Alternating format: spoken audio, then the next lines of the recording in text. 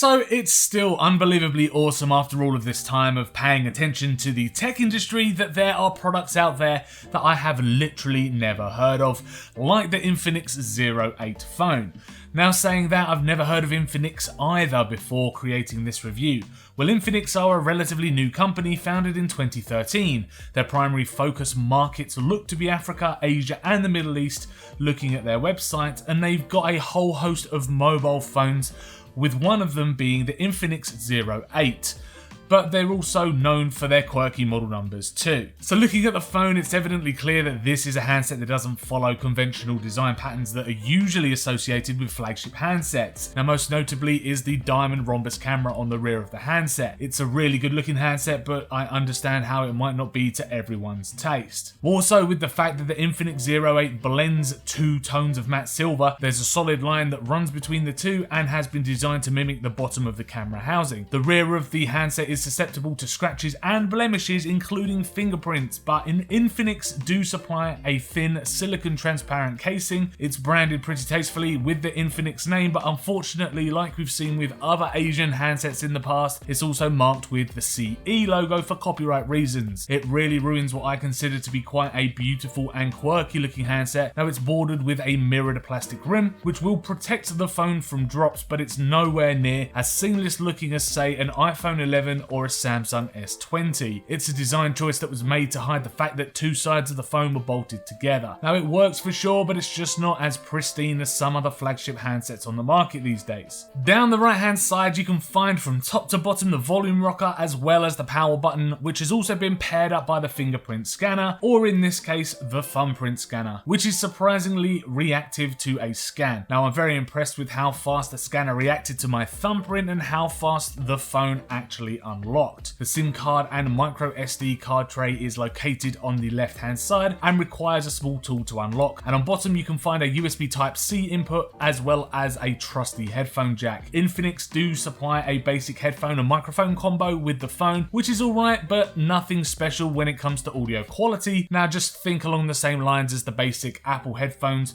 but an Infinix branded version. There's also no hiding the fact that the Infinix Zero 8 is an absolute chungus of a handset. Now granted, when holding in the hand for some one-handed use, it felt alright. The phone itself is a little top heavy thanks to the large diamond housing for the camera, but everything seemed well within reach. Using my thumb to unlock the device had no issues, although I couldn't stretch my thumb up very far to get to the top of the screen. I could get about halfway and that's really about it. Typing was also a little difficult with one hand. I often had to switch to two hands to reply to WhatsApp messages and the like. I also had to opt for the older style 3-button navigation at the bottom of the screen too, as using gesture control again one-handed was nigh on impossible, but I do like a big screen. So the screen itself measures in at just under 7 inches. Now we would have laughed some time ago at a phone with a screen this size, but here in 2020 with more media being consumed on our handsets, it's actually quite welcome. However, it's only coming in at 1080 by 2460, so there's a lot to be desired from the resolution. Though there's something special happening here. It has a 90Hz refresh rate and a 180Hz touch sampling rate. And yes, day-to-day use with the Infinix Zero 8 just feels a lot smoother than the usual 60Hz panels we've come to expect from modern day handsets. Where this phone does let down the team though is with its pixel response times. There is a very strange haziness that happens to text if you're scrolling down an article too fast, which was evident when we were looking at our own website on the phone. Now it's definitely unreadable, so if you're a fast reader, then stopping and starting may get on your nerves. This ghosting wasn't as obvious when gaming was concerned though, probably because there is a lot more going on the screen itself. But for primary white and black text on websites, it wasn't good, especially as this phone is touting a 90Hz display as a selling feature. Another downfall to the screen quality is the fact that there isn't the ability to fine-tune the color tints, and at times when watching some casual videos, color did look a little muted. There wasn't any real punch. However, there's a bit of software trickery going on in the background here. The screen claims a maximum brightness of 450 nits. However, Infinix is claiming their handset is HDR10 and HLG compatible. And you know what? it didn't really help, and when watching my usual go-to HDR Costa Rica video on YouTube, it again looked very dull. Now, it's a real shame that this screen has left such a sour taste in my mouth, considering that it's a pretty decent size for media consumption. And yes, before you go all stir crazy, I know that YouTube isn't the best source for HDR content, but chances are this type of online video content is going to be the most widely consumed on a phone. The screen is also as edge to edge as the bezels allow, and yes, while there's a slightly wider than I'd like to have seen chin, it does a pretty good job of covering all of the front real estate. This is until you get to the hole punch camera. Now, this style of selfie cam isn't new, and while we've seen hole punches from the likes of Samsung and Apple, the hole punch cam here just again lacks refinement. There's a solid black border that surrounds the two lenses, and it is far from a clean implementation. Infinix have done a great job though of centering their notification bar with the front-facing cameras, making it look as if that camera hole punch is part of the notification bar. It's only really blatant when you're watching videos. So while we're talking about media, we may as well talk about the speaker while we're here. It's not bad, it's a mobile phone speaker after all, and it's not going to give you the best quality.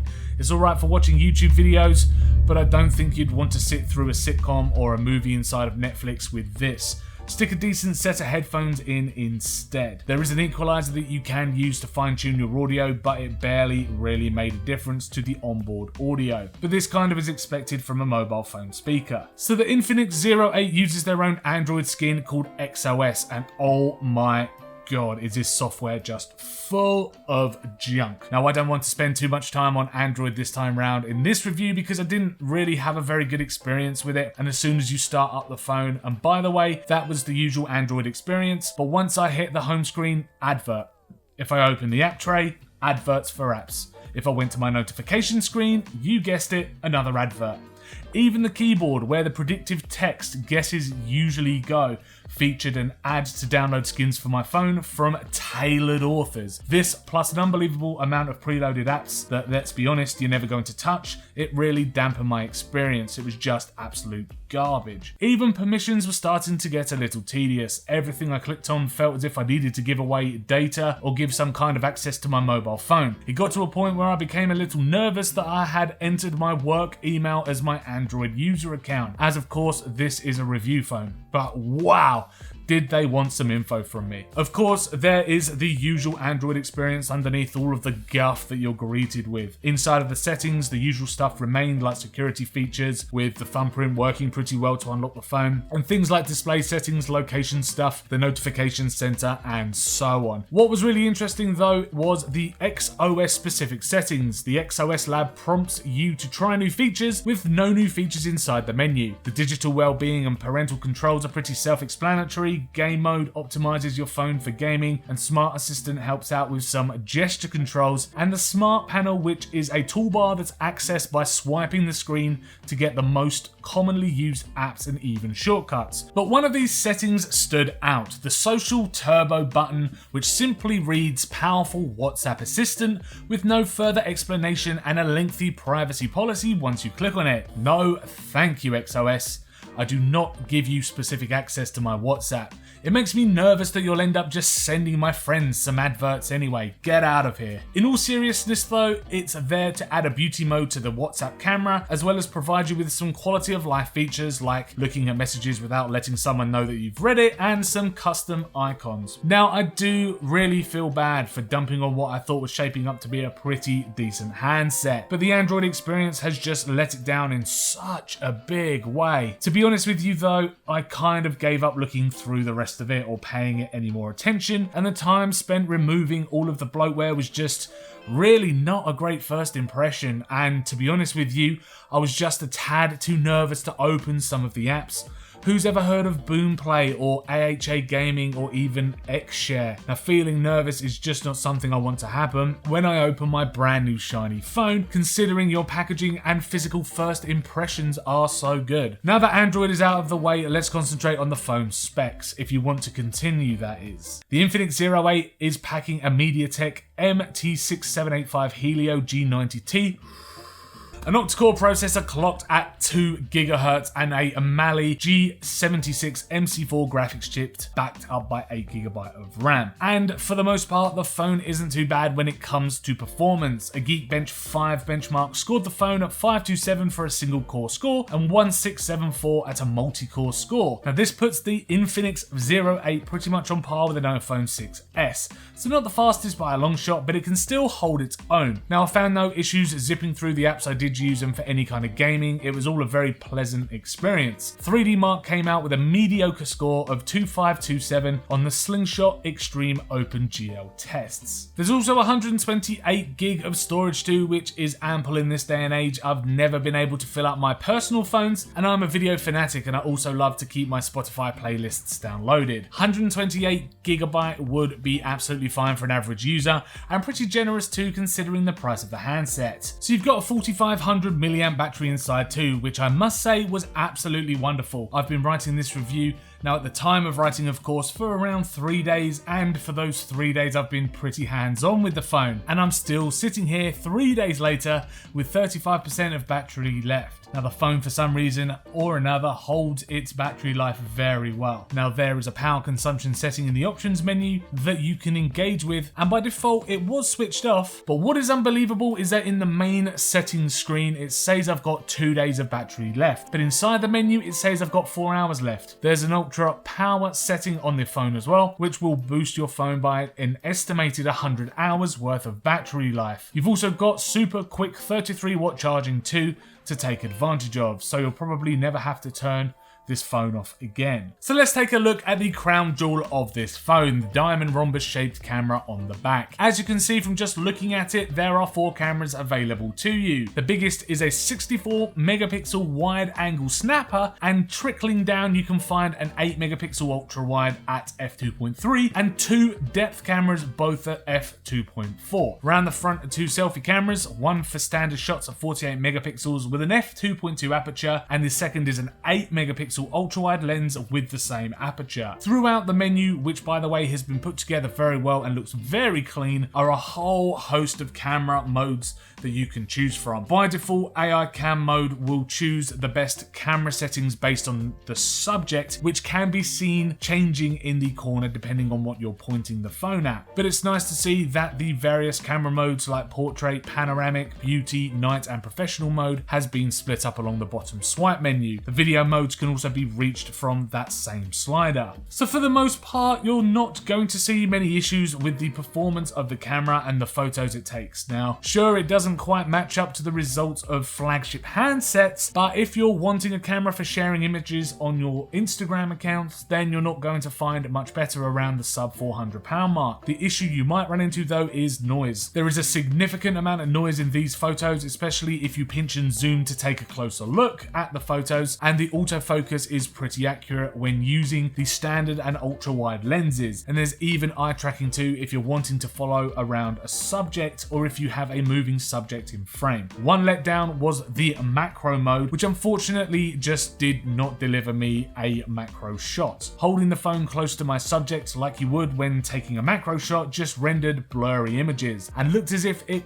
just wasn't working at all. Now I couldn't seem to autofocus on anything when my phone was on top of it. It told me I needed to be around 2.5 centimeters away from the subject, so I did, but it fared the same. The selfie camera did fare well though, and it produced some pretty decent images, and even in the bokeh portrait mode as they call it, the separation from subject and background was relatively crisp. I never really noticed any kind of soft edges. The HDR helped here too, bringing out as much detail in the shot as possible, especially when it came to the sky. Now skies on mobile phones have a habit of overexposing, so they look white. Now of course an overcast day, like we're beginning to see here in the UK, happens more often than not, but even so, the faint detail of the clouds was decent enough. The video camera films up to 4K at 30 frames per second, which is pretty decent for a budget handset. However, like we've seen with the screen already, colors did look very muted and flat. Even at lower resolutions, there's no way of upping those frames either for a slower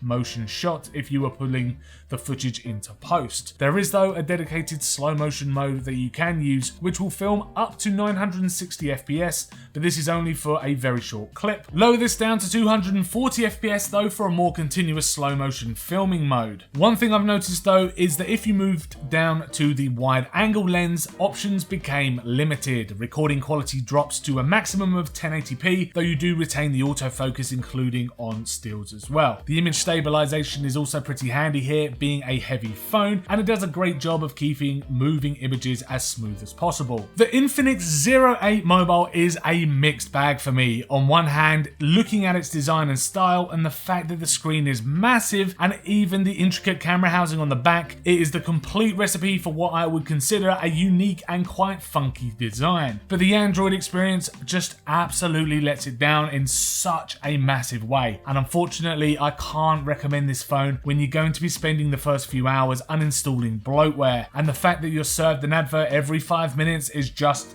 plain infuriating. The camera though is alright, and it's not perfect, but if you're a bit of a social media fanatic and you want a decent snapper to upload some shots but don't want to break the bank on a flagship handset, then it wins in this department. If Infinix can really scale back on the amount of bloat and the ads on their Android XOS, then sure, come back and check it out. But for now, I recommend you give this a hard pass, unless of course you're sold by the awesome design. So thank you very much for checking out our video review of the Infinix Zero 8 mobile phone. If you've enjoyed this video, then hit that like button. Please subscribe to keep up with our latest tech and gaming videos.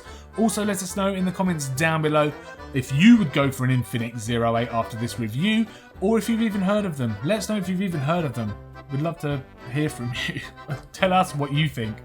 Also, while you're down there is a link to twitch.tv/TechNuovo. We stream now on a Tuesday, Wednesday and Thursday from 8:30 PM onwards. So if you're into Twitch, if you're into live streamings, come over, say hi, ask us a tech question, or just hang out. We play a variety of games on the actual channel, and it's all good fun.